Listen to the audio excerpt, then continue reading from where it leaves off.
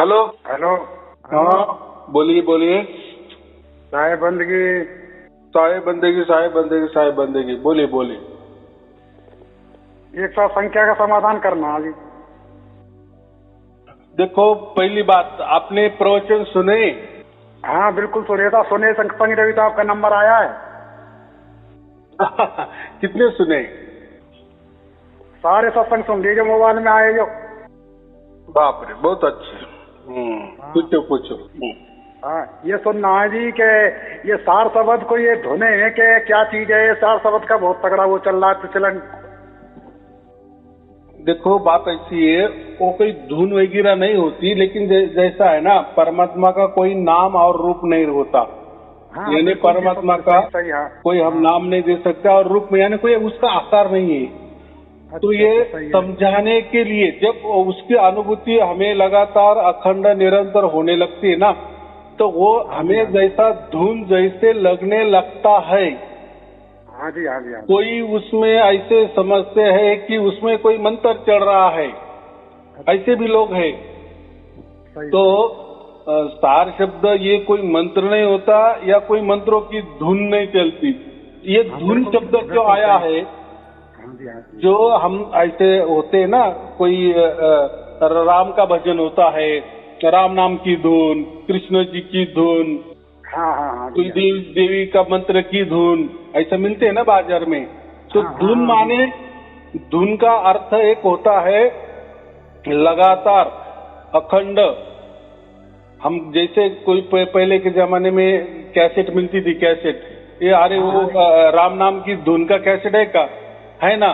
तो फिर उसमें क्या है, सिर्फ हरे राम राम राम हरे हरे, हरे कृष्ण कृष्ण कृष्ण हरे हरे, वापिस हरे राम, ये ऐसा रिपीट रिपीट रिपीट चलता है, बराबर। हाँ जी, हाँ जी, हाँ जी। तो बहुत सारे लोग घरों में भी ऐसे कोई मंत्र रखते हैं, लगाते हैं, 24 घंटे चलता है, बोलते हैं कि उससे हमारे कुटुंब की रक्षा होती है। वो जो परमात्मा की धुन होगी ना, यानी जिस देवी देवता की धुन होगी ना, उसका कृपा दृष्टि का वर्षाव हमारे घर के अंदर रहेगा।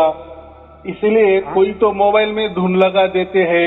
हाँ हाँ जी, हाँ जी, ये धुन और ये बजा रखी है, ये चला रखी है, धुन आती है ऐसी टावर से लेके टीवी के चिर चिर चिर चिर सी धुन आती है, ये झिंगुर की तरह। तो धुन माने ऐसा है, ये एक धुन का अर्थ ये हो गया, जो मंत्र लगातार चलते हैं या उसको सुनते हैं, उसको भी मंत्रों की धुन कहते हैं, बराबर। धुन का एक दूसरा अर्थ हो तो धुनी, धुनी जैसी चलती है ना, आग की लपटे वाली, जैसी साईं बाबा की शिरडी में धुनी चल रही है, वो भी एक धुनी होती है, उसको धुनी बोलते हैं। और ये जो है ये धुन, और एक धुन का तीसरा एक अर्थ होता है आवाज, कोई तो भी एक सूक्ष्म आवाज, उसको भी। लेकिन आवाज जो बात होती है ना, आवाज ये बोल, जैसे मैं आवाज कर रहा हूँ, यानी मैं बोल रहा हूँ, आप सुन रहे हो। हाँ जी, हाँ जी, हाँ। तो जो भी धुन होती है ना, वो कानों से हम सुनते हैं, इसलिए उसको धुन कहते हैं, बराबर। लेकिन ये जो परमात्मा वाली जो ध्वनि है ना, ये धुन है ना, ये कोई कानों का विषय नहीं होती। वो उसका हमें एहसास होता है, उसकी हमें अनुभूति होती है, और उस ताड़ी में, उस अनुभूति में हम 24 घंटे रहते हैं। क्योंकि और वो धुन के लिए, ये देखो, ये बाकी धुन के लिए तो हमें लक्ष्य टिकाना पड़ता है ना। जैसे मैंने कहा हरे राम हरे राम राम हरे हरे, ये ऐसी धुन है, तो हम उसके ऊपर लक्ष्य देते हैं, मन टिकाते हैं। चलो, चल रहा है, ध्वनि चल रही है मस्त पैकी, मंत्रों का उच्चारण हो रहा है, बारंबार हो रहा है, लगातार हो रहा है, प्रसन्न लग रहा है, तो वो हो गए लगातार। लेकिन उसके लिए आपको ध्यान की जरूरत पड़ती है, लक्ष्य देना पड़ता है, बराबर। या आप आपके मुंह से भी वो ध्वनि निकाल सकते, राम राम राम राम राम, ये भी एक धुन हो गई, बराबर। तो ऐसे ही ध्वनि कुछ हमारे मस्तिष्क के अंदर भी चलते है, ऐसी 10 ध्वनियां होती है अलग अलग। ये जो पंचमहाभूत का जो हमारा शरीर है ना, और ये जो बाहर हम जो पंचमहाभूत देखते हैं ना, जैसे पृथ्वी यानी जमीन, उसके ऊपर जल, उसके ऊपर अग्नि, उसके ऊपर वायु, उसके ऊपर आकाश, तो इनका भी आपस में टकराव चलता है, तो उसमें भी ध्वनियां निकलती है, धूप निकलती है। बिल्कुल बिल्कुल। तो वो ध्वनि भी हम उसका भी एहसास कर सकते हैं, लेकिन वो जो ध्वनियां होती है ना वो बदलते रहते हैं क्षणों शनि। अभी टकराव बोले तो किसको भी, अभी ये 5 जन है समझो, तो कोई भी किसको टकरता है, आज इसको टकराया अलग धुन, वो उसको कल टकराया अलग धुन, दोनों तीसरों को टकराए अलग धुन, तीनों चौथों को टकराए, यानी ये 5 ही अलग अलग एक दूसरे को टकराते हैं और उससे ध्वनियां पैदा होती है। तो ये बदलने वाली या ध्वनि होती है या धुन होती है। और ये जो परमात्मा वाली जो ध्वनि होती है ना, ये कोई टकराव वाली नहीं होती, जिसको हम अनहद कहते हैं। अनहद अनंत तो मतलब साहब ये तो काल भगवान की अनंत तो यही है हद में। देखो हद माने हमारे सीमा के अंदर जो होता है। हाँ, तीनों लोगों की, मतलब 3 लोग की हद में। हाँ, हद यानी सीमा, यानी हम उसको महसूस करते हैं, समझ सकते हैं ये कहाँ से आ रही है। जैसे मैंने अभी कहा ना, ये पंच महाभूतों की भी ध्वनियां होती है, धुन होती है। तो कुछ ध्वनियां हमें समझ में आती है, कुछ नहीं समझ में आती है। यानी जैसे कोई आपके बाजू वाला घर में, मकान में शादी है, तो कोई ढोल बज रहा है, तो आप समझ सकते हैं कि अरे वो ढोल बज रहा है, वो हो गई हद वाली धुन, यानी आपके समझ में आई, आपके हद में आ, बराबर। और ऐसी कोई आवाज आ रही है कि आपको समझ ही नहीं आ रही है, यानी आपका मस्तिष्क नहीं चल रहा है, उसको हम अनहद धुन कहते हैं। यानी वो हमारे हद के परे है, हमारे समझ में नहीं आ रही, उसको अनहद धुन कहते हैं। और ये जो प्रकृति में है ना, ये अनहद धुन बहुत सारे होते हैं, तो मुख्य इसमें हम 10 अनहद धुनें पकड़ते हैं, बराबर। और ये जो प्रकृति वाले अनहद धुनें होती है, ये लगातार बदलती होती है। और ये होता ही तो काल भगवान तो अनेक धुन सुना देता है। हाँ, अभी देखो कोई उसको काल भगवान वाली भी ध्वनि वो जान दो, कोई आकाश तत्व वाली कहते, कोई ब्रह्म, वो आप जो काल वाली कहते ना, उसको ब्रह्म ध्वनि कहते हैं कि ब्रह्म की ध्वनि में निकलती है। तो ऐसे बहुत सारे, लेकिन ये हम जो ये ध्वनि की बात कर रहे हैं, ये कोई ध्वनि नहीं है, कोई धुन नहीं है, लेकिन अभी उसको देने को कोई नाम नहीं ना, तो वो सुनाई देने वाली जैसी लगती है, हमें जैसी लगती है, बराबर। हाँ, जैसा पीतल को हमने अगर अच्छा तरीके से स्वच्छ किया तो वो उसको सोने जैसी थोड़ी चमक आ जाती है, थोड़ी देर के लिए चमकीला बन जाता है, लेकिन वो सोने जैसी उसको चमक आती है, माने वो सोना नहीं होता ना, वो तो पीतल ही होता है, लेकिन सोने जैसा लगता है। सोने जैसा माने क्या, सोना नहीं, जैसा, बराबर। तो ऐसा ही, तो ये जो धुन आती है ना परमात्मा के, हम ध्वनि कहते हैं, धुन कहते हैं, उसको हम सार शब्द भी कहते हैं। तो ये जो होती है ना, तो ये ध्वनि हमें समझ में नहीं आती, बराबर। और वो जो ध्वनि होती है ना, वो जो धुन होती है ना, वो लगातार होती है, अखंड चलती है, क्योंकि परमात्मा तो अखंड है ना, लगातार है ना। हाँ, परमात्मा को हम क्या कहते हैं, वो तो एक ताल, एक सुर, एक लय, एक धुन में चल रहा है ना, और आदि अनादि से चल रहा है ना। यानी जो परमात्मा, हम उसको क्या कहते हैं, वो ध्वनि स्वरूप है, उसको हम क्या कहते हैं, धुन स्वरूप है, ऐसा भी कहते हैं ना। उसको हमारे वेदों में उसको प्रणव कहा है, जो ओम होता है ना, ओम। तो ओम जो होता है ना, ओम भी ये प्रणव है। एक्चुअली उसको ओम नहीं कहते, ओम की जगह उसको प्रणव कहा जाता है। तो लेकिन उसमें क्या है, एक होता है ओम और एक होता है ओमकारा। ओमकारा माने सतत लगातार ओम ओम ओम ओम ओम चलता ही है। तो कुछ लोगों ने, यानी हमारे जो ऋषि मुनि थे, उसको ओम की ध्वनि भी कहा है, कि उन्होंने ऐसा समझ ले कि उसमें ओम की ध्वनि हो रही है, यानी ऐसा ओम ओम नहीं हो रहा है, उन्न शब्द होता है, उन्न। हाँ जो ऊ होता है, जैसा आपने ओम निकाला ना, तो ओम हाँ, के हाँ, हाँ, ऊ के ऊपर बिंदी लगा दिए तो क्या होता है, उन। हाँ उन। जी, हाँ जी। तो वो कहते हैं कि वो जो ध्वनि होती है ना, तो उसमें से उन शब्द निकालता है। गुरुदेव आ का आ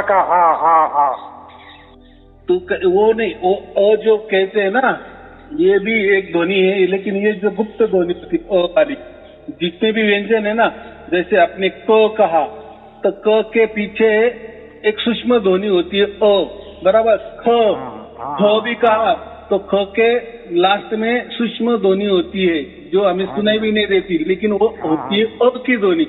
ऐसे जितने भी हमारे व्यंजन है ना, हाँ जी, हाँ तो जी। लास्ट में अ का उच्च एक ध्वनि होता है, लेकिन वो बहुत गुप्त होता है, वो समझ में नहीं आता, लेकिन होता है क ख ग घ, अ ही होता है लास्ट में। हाँ जी, हाँ जी। हाँ, और फिर उसको जब वो शब्दों में आ जाता है ना, तो उसका आ में वो निर्मित हो जाती है। आ माने प्रकट हो जाता है, जो वही आ में प्रकट हो जाता है, बराबर। यानी जो हम कहते हैं ना कि पहला शब्द था फिर वो प्रकट हो गया, तो वैसा वो लोग कहते हैं कि पहला वो अ ही शब्द था, बराबर। और वो फिर वो अ से आ हो गया, आ माने प्रकट हो गया, वो उससे ये प्रकट हो गया, यानी उसी से दुनिया तैयार हो गई। तो उसको शिव तत्व कहते हैं, उसको ये अ को शिव तत्व कहते हैं।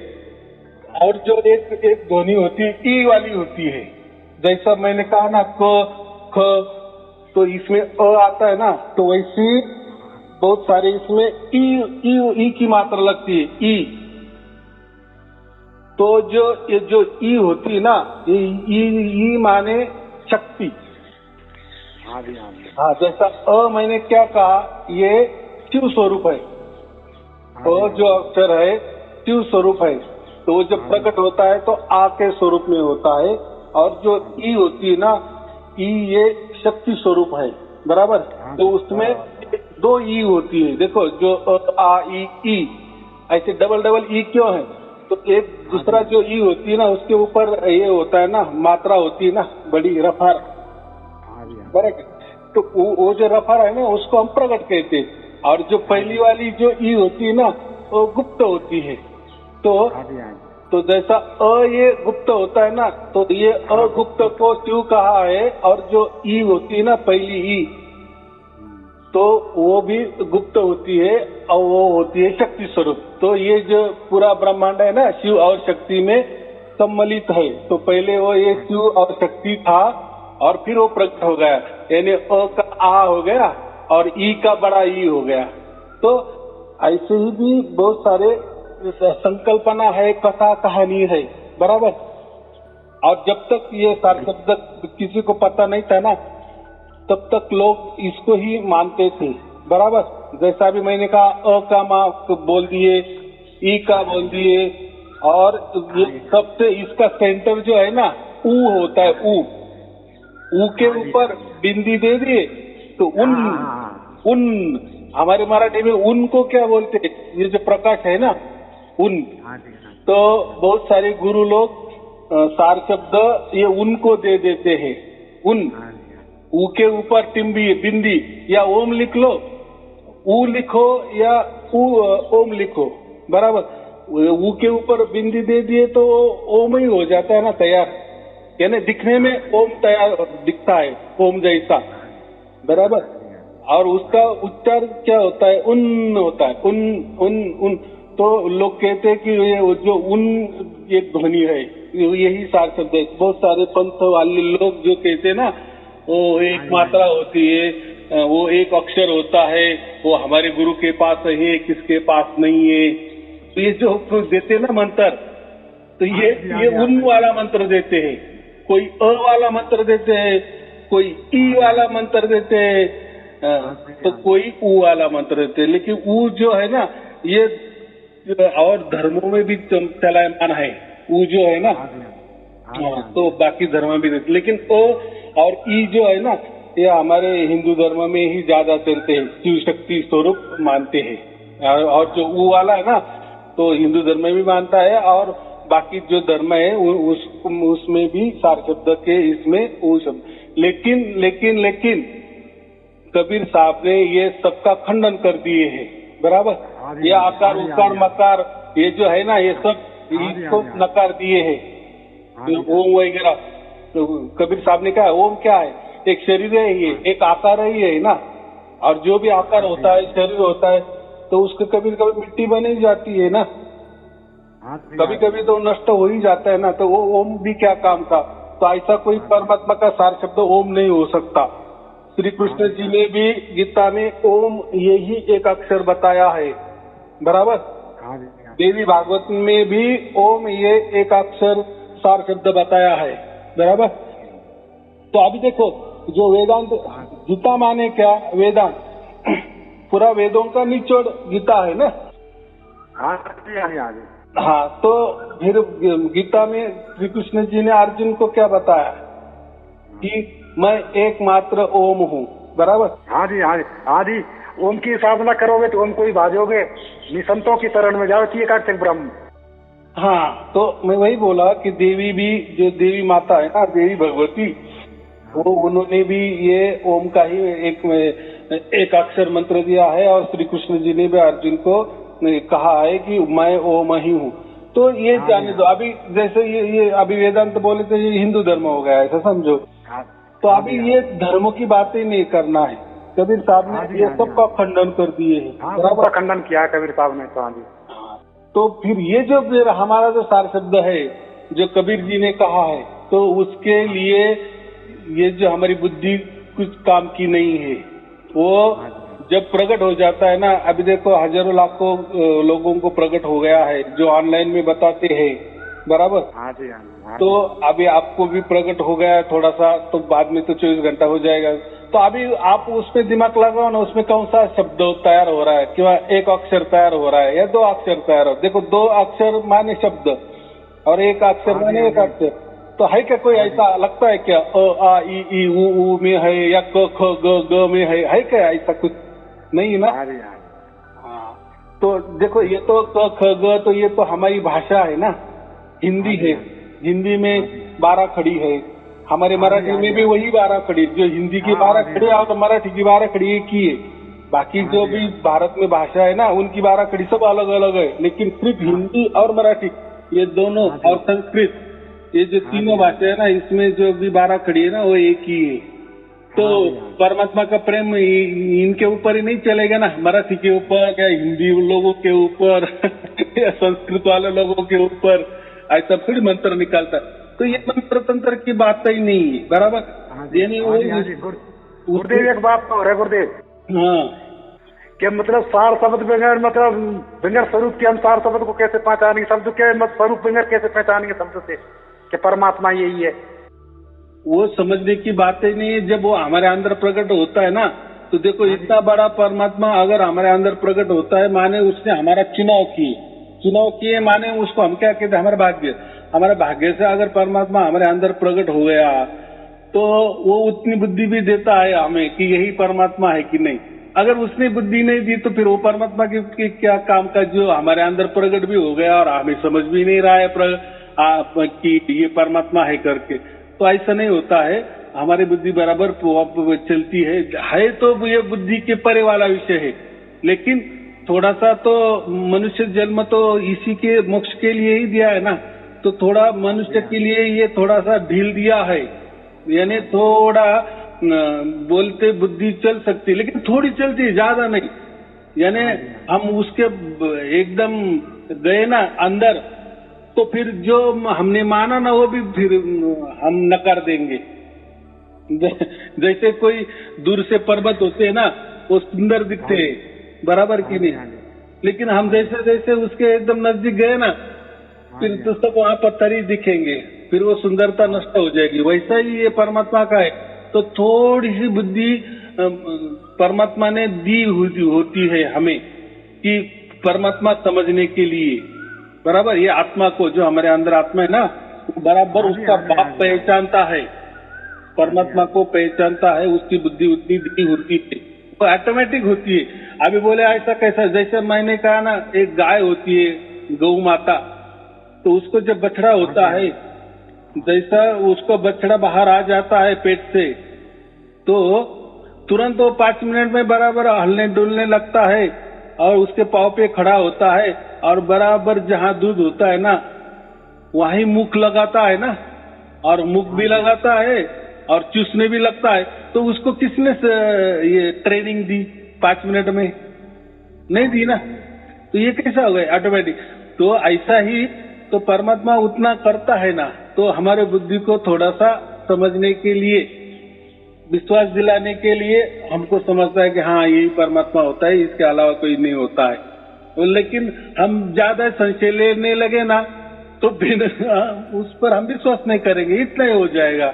लेकिन वहाँ उतनी देर हमें बुद्धि चलती है, अरे यार ये घटना कभी ऐसी घटी नहीं, कहीं लिखी नहीं हुई है, किसी धर्म ग्रंथ में नहीं लिखी है, किसी महापुरुष में नहीं बताया है ये सार शब्द के बारे में। तो बहुत सारे प्रवचन भी उपलब्ध है, बहुत सारे गुरु लोगों ने भी प्रवचन उसके ऊपर किए, लेकिन उन्होंने माहिती दी है, जानकारी दी है, ज्ञान बटोरा है, बारीक बारीक ज्ञान बटोरा है, उसका महात्म्य बताया है, लेकिन प्रकट किसके अंदर नहीं हुआ।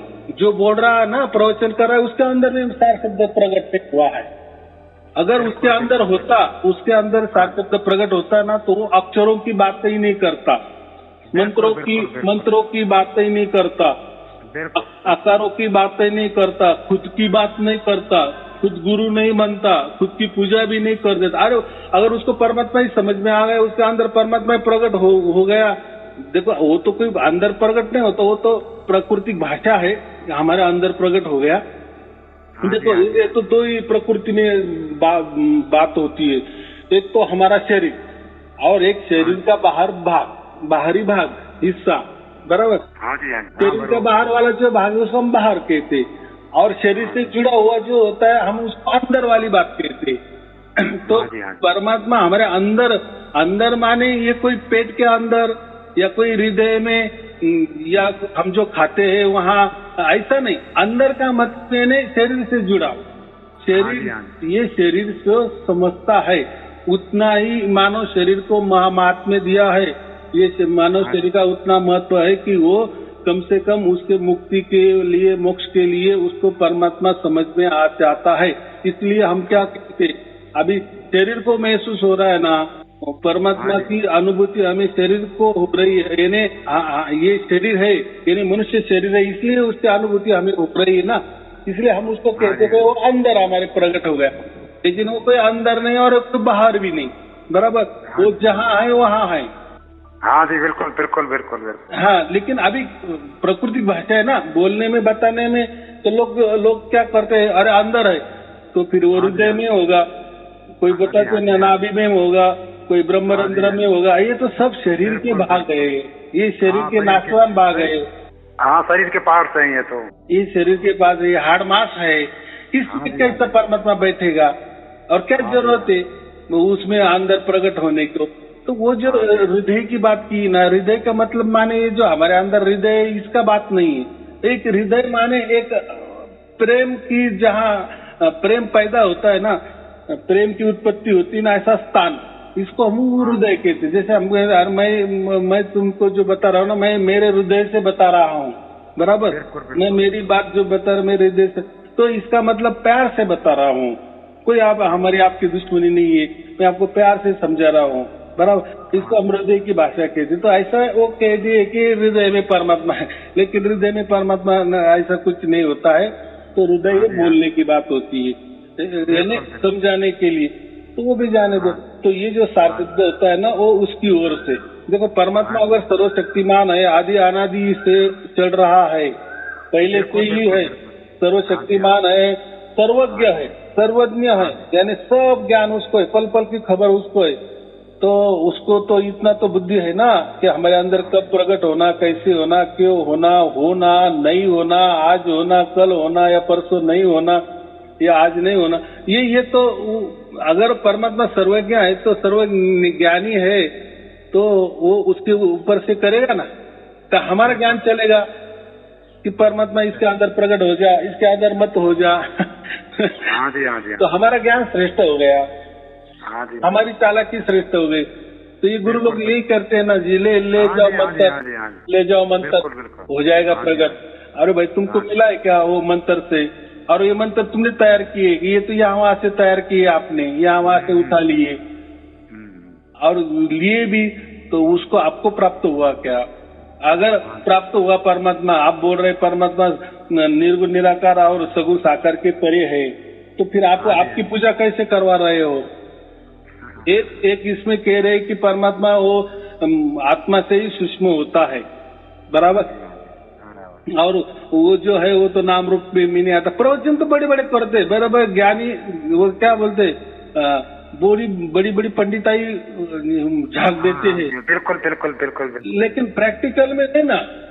हाँ जी हाँ। प्रैक्टिकल में क्या, वो तो खुद की पूजा करते हैं ना, परमात्मा की बात करते हैं खुद की। अब फिर वो आपके हड़मास में आ गए क्या परमात्मा? फिर हमारा हड़मास नहीं क्या? फिर हमारे अंदर क्यों नहीं आया? तुम्हारे अंदर क्यों आएगा?